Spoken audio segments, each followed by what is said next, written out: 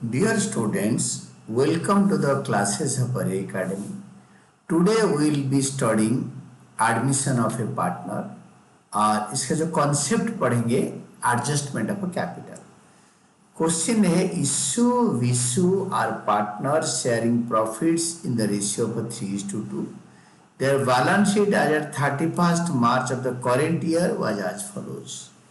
तो सबसे पहले वर्किंग नोट में निकालेंगे. नोट 1 में calculation of new ratio and sacrificing ratio, goodwill treatment वगैरह करने के लिए पूरा क्वेश्चन अच्छी तरह पढ़ लो. और बैलेंस शीट के नीचे फर्स्ट लाइन में दे रखा है old ratio of Ishu Vishu 3:2. Balance sheet का नीचे फर्स्ट लाइन में दे रखा है Nishu was admitted on that date for 1/6 share in the profits of the on the following terms. तो 1/6 शेयर के लिए एडमिशन ले लिया तो इशू विशु का कितना बचेगा. Rest share of Ishu Vishu 1 से 1/6 ले लिया, निशु बचेगा 5/6. इसको इशू विशु बांट लेंगे 3/5 2/5. तो Ishu's new share 5/6 into 3/5, Nishu's new share Vishu's new share 5/6 into 2/5, that is 10/30. Then जो आपके निशु का 1/6 शेयर के लिए एडमिट हो रहा है निशु, तो उसका डिनोमिनेटर 30 कैसे करेंगे. तो Nishu's new share is equal to 1/6 into 5/30, that is 5/5, that is 5/30. क्योंकि न्यूमरेटर और डिनोमिनेटर में सेम वैल्यू मल्टीप्लाई करने में फ्रैक्शन का वैल्यू सेम रहता है. तो तीनों का अभी डिनोमिनेटर 30 30 30 हो गया, तो न्यूमरेटर बनेगा new ratio. Therefore new ratio of Ishu Vishu Nishu 15 10 5 equal to 3:2:1. सबसे छोटा होता है ratio. Then sacrificing ratio equal to old ratio minus new ratio. Ishu sacrifice old minus new 3/5 minus 3/6 3/30. Then Vishu's sacrifice 2/5 minus 2/6 is equal to 2/30. Therefore, sacrificing ratio of issue 3:2. Then adjustment of capital. आप capital ए पढ़ लो, that is note to adjustment of capital, calculation of capital. तो लिखा है capitals of Ishu and Vishu will be adjusted on the basis of Nishu's capital and any excess or deficiency will be made by withdrawing or bringing in cash by the concerned partners. मतलब निशु के capital के हिसाब से तीनों का कैपिटल बनेगा farm में capital, और न्यू रेशियो में रहेगा. तो निशु अगर 1/6 के लिए ही इज ब्रिंगिंग 56,000 एज कैपिटल, तो total capital of the new firm according to new partner और निशुस कैपिटल कंट्रीब्यूशन, निशु का कैपिटल का कंट्रीब्यूशन है 56,000 1/6 शेयर के लिए. तो 6/1 कर देंगे तो फार्म का कैपिटल बनेगा 336,000 बनना चाहिए. तो अभी ये न्यू रेशियो में रहेगा, इशू विशु निशु का 3:2:1 में रहेगा. तो that is issues new share, that is 3,36,000 into 3/6. Vishu का 3,36,000 into 2/6. इशु विशु और निशुस न्यू शेयर होगा 3,36,000 into 1/6. ये तीनों का हो गया. Therefore अभी क्या हम करेंगे ना, इसके बाद what will be doing, that is next page में जाएंगे. हमारा वर्किंग नोट पूरा कंप्लीट हो गया. हम ब्लैंक फॉर्मेट में बना देंगे तीनों, मतलब रिवॉल्यूशन अकाउंट बनाएंगे 5-6 लाइन का, क्योंकि 3 एडजस्टमेंट है. और कैपिटल अकाउंट बना देंगे 9 लाइन का, 8-9 लाइन का. और बैलेंस शीट को आज इट इज उतार देंगे, क्योंकि बैलेंस शीट में हमें ऑर्डर बनाना है. और इसमें कि कैश का आइटम है वो लिखेंगे, क्योंकि क्वेश्चन में लिखा है कि bring in cash in the form of goodwill, तो कैश का एक कॉलम बनाएंगे. बाकी सब कुछ ठीक है. जनरल रिजर्व लायबिलिटी साइड में नहीं रहेगा, जनरल रिजर्व इधर बांट लेंगे. और workman compensation investment fluctuation reserve है वो भी डिस्ट्रीब्यूट हो जाएगा बाद में जब आएगा उसका time. Now what is to be done, सबसे पहले कैपिटल का बात, इसको आज इट इज ब्लैंक रख लेंगे, क्योंकि एक लिक्विडिटी ऑर्डर में होता है ये.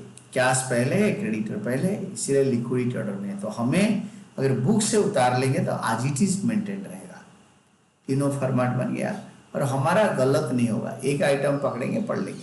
सबसे पहले बैलेंस ब्रेक डाउन लिख देंगे, by balance break down. Adjustment 1, Nishu will bring 56,000 as capital by cash account.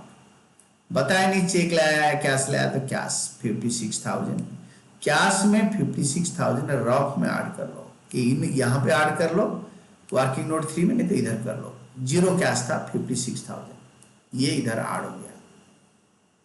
Then adjustment B, goodwill of the firm is valued at 84,000, Nishu will bring his share of goodwill in cash. 84,000 का 1/6 that is 14,000 by premium पर goodwill. दो journal entry होता है, cash to premium पर goodwill and premium पर goodwill to Ishu's capital, Ishu's capital. तो Ishu's capital, Ishu's capital में by premium पर गुडविल 14,000 रुपए को 3:2 में, 3/5 2/5, तो 14,000 यहाँ पे ऐड कर दो, क्योंकि ब्रिंग्स इन कैश तो हम बैंक में ऐड नहीं करेंगे।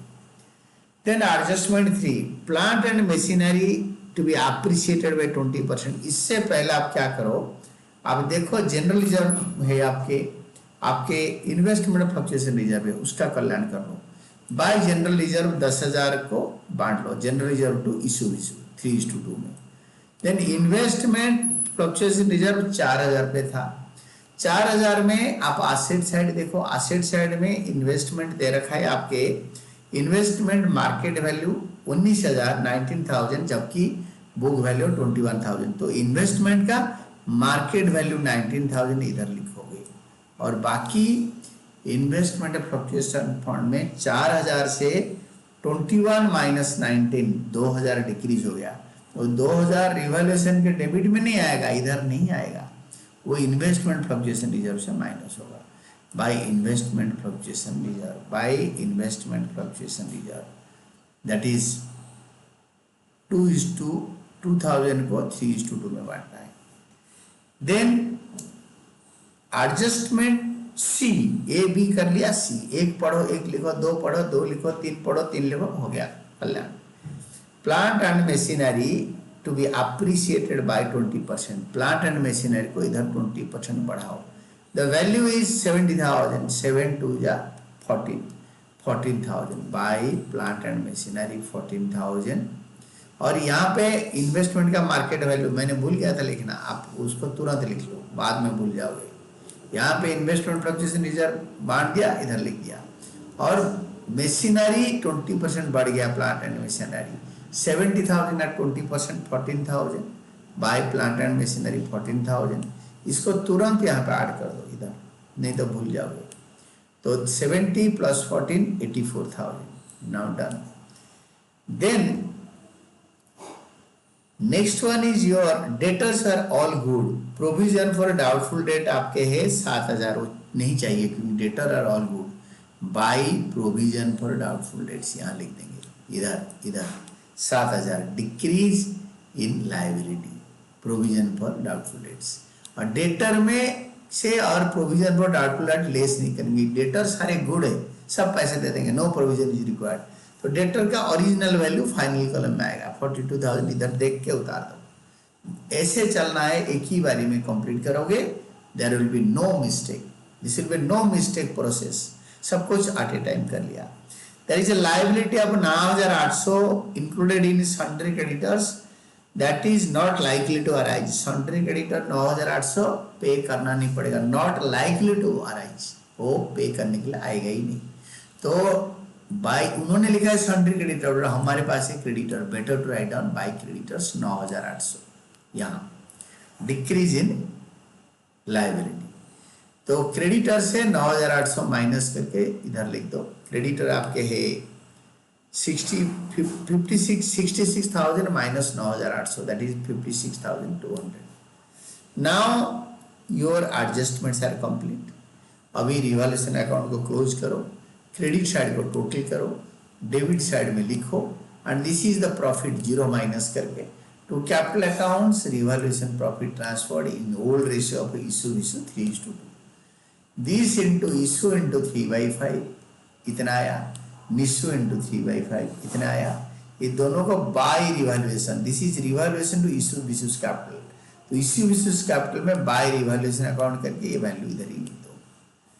तो इसको टोटल करो, टोटल करके तीनों को टोटल करो और इधर लिखो और टू बैलेंस शीट कर दो। कैपिटल एडजस्टमेंट में मेरा हमेशा एडवाइस है 2 कैपिटल बना दो। थोड़ा 1 मिनट ज़्यादा लिखना पड़ेगा, हचपच नहीं हुआ। एग्जामिनेशन के टाइम पे कैलकुलेशन का इतना प्रेशर होता है कि you may go wrong while calculating. आजकल तो कैलकुलेटर भी ले सकते हैं कुछ बोर्ड्स में। तो आप क्या करोगे ना, इसको एक बार क्लीन करके ऐड करके फिर बैलेंस बीडी में लिख दिया। फिर आपका ऑलरेडी न्यू कैपिटल निकल रखा है, ये न्यू कैपिटल आएगा बैलेंस शीट में। इसको कैपिटल अकाउंट में सेकेंड लाइन में टू बैलेंस शीट करना है। Second line, not in the first line, to balance sheet. ये कैपिटल को बैलेंस शीट में लिख दो यहाँ पे, कैपिटल तीनों को। देन बड़ा है आपके 168,000 इश्यू का। आई हैव रिटन इसी but it is issue. Issue का 168 बाय कैश अकाउंट 4920। देन 4920 यहाँ पे ऐड कर दो और 134,720 इधर लिखो, 134,720 इधर लिखो। और जो डिफरेंस आया जिसका एक्सेस कैपिटल है वो विड्रॉ करेगा बताया, जिसका शॉर्टेज था वो लेकर आया इशू, और जिसका शॉर्टेज है वो विड्रॉ करेगा टू कैश। तो ये माइनस कर देंगे कैश से, इधर से माइनस कर देंगे। माइनस करके अभी कैश का कंप्लीट हो गया, इसको फाइनल कॉलम में लिख दो बस 62,200। इसको आप ड्रॉप में भी कर सकते हो इतना, you can do it here. मैंने बैलेंस शीट में कर लिया, बैलेंस शीट का अंदर भी लिख सकते हो। इट इज़ वेरी गुड, कोई नंबर नहीं कटेगा, it is more legible and clear. But you should always write down rupees कि रुपीज़ इतना है विथ एवरी अमाउंट। ये बच्चे यूजुअल लिखते नहीं हैं। देन आपके निशु का कैपिटल को भी टोटल करो, 56,000 बोथ दी साइड्स, इधर भी और इधर। Then now this is done. फिर बैंक का जो बैलेंस है आज इट इज उतारो, कोई चेंज नहीं है। और लिक्विडिटी फंड में बिल्डिंग इधर आना चाहिए था, बट इन्होंने बुक वालों ने यही लिखा है तो हम इधर लिखेंगे। हमारा आंसर टू दी पॉइंट होगा, एग्जैक्टिट्यूड में होगा। तो बिल्डिंग का जो वैल्यू है दैट इज 98,000, दैट इज 98,000। तो देन और ये जो बैंक है वो भी 87,000 वो भी लिख दिया। जो खाली है बुक्स उतार दो, ये 98,000, इसको टोटल करो दोनों side and it should tally. And this is all about your answer. अगर आपको क्वेश्चन को एक बार पढ़ोगे, बार बार पढ़ोगे, एक बार नहीं, और खुद अटेम्प्ट करोगे, whenever you feel there is a difficulty, मेरे वीडियो का उस पोर्शन को बार बार देखना है। And this is all about your answer.